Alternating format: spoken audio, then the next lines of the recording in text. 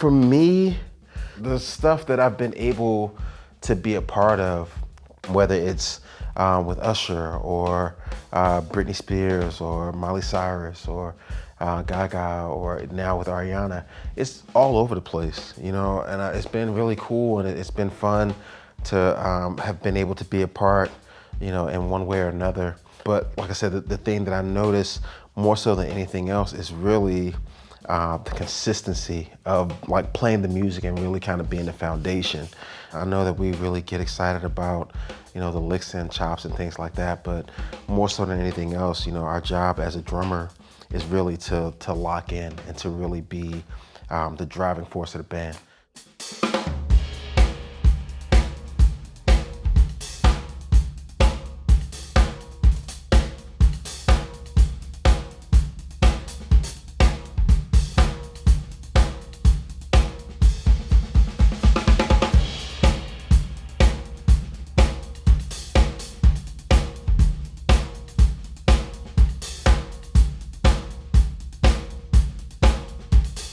With all of those artists, man, it's so funny.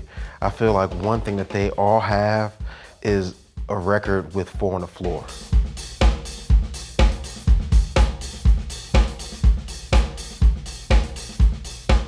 You know, it's just about, you know, making sure the stuff feels good.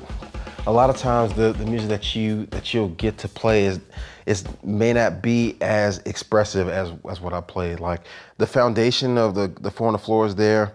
The foundation of the snare is also there, but then the articulation things that I'm playing with my hi-hat may be a little bit different. So initially, what the 4 on the floor may sound like may be something like this.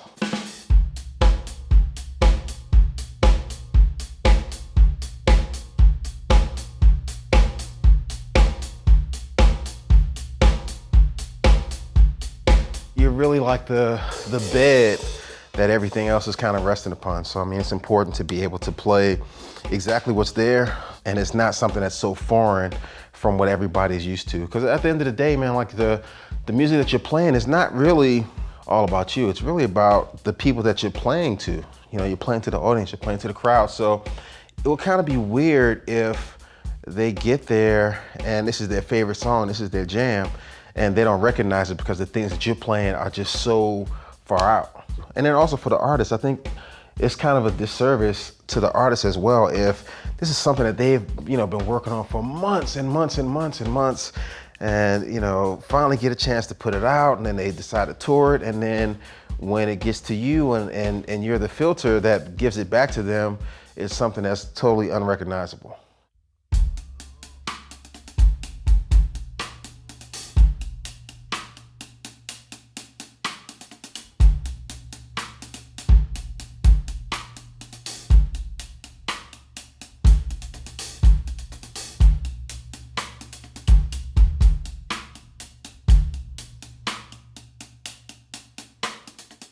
So Burn was so weird because the hi-hat pattern on that particular song was so different and so unique.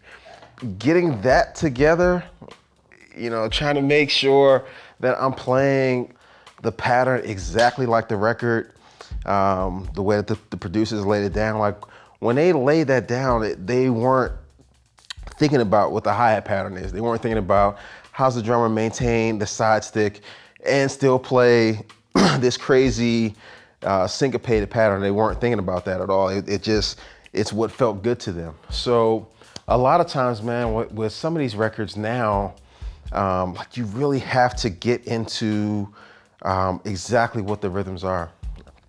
A lot of times you have to really get into what the sounds are for the record, you know? So like now my kit, like I have a Sonar, like a 5-piece kit with, you know, cymbals and everything. But in addition to that, I have like the Yamaha DTX, and I also have like a couple of pads that I use as triggers throughout the kit, like maybe just 2 pads, not a lot.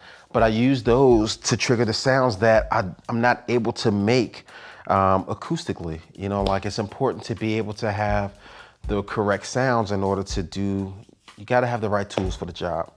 A lot of the stuff that I'm playing right now with Ariana, it's like a normal snare sound is not going to work. So I have to be able to have a certain hand clap, like the one that they recognize from the record. Like, oh, that's the 7 Rings hand clap. Okay, cool. So I have to have that clap, or I have to have the specific snap with a certain reverb on it. You know, like it's certain things that, again, the audience is looking for. This is what they're listening to.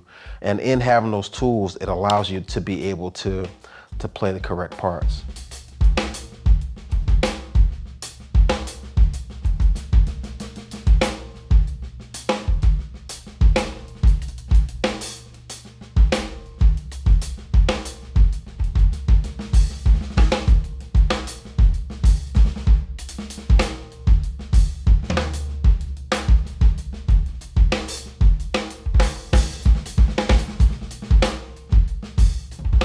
Being a pocket drummer is not necessarily, it doesn't mean that you have to be boring. It doesn't mean that you have to just play, you know, like, it doesn't have to be that. You know, you can still be solid and be pocket. It's really about being intelligent with your choices and intelligent with your placement. You know, I feel like the job of a pocket drummer is really to kind of keep everything together, but then also to be able to signify to the band where it is that we're going in the song. You know, I'm taking the band from the verse going into a chorus.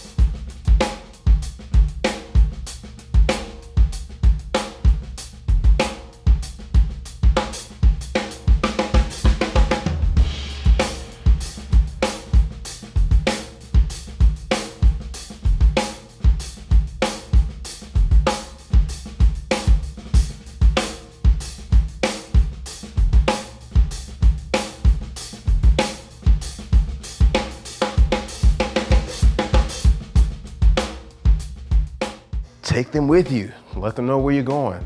Take the guesswork out of it. You know, I think that's just extremely important to be able to do.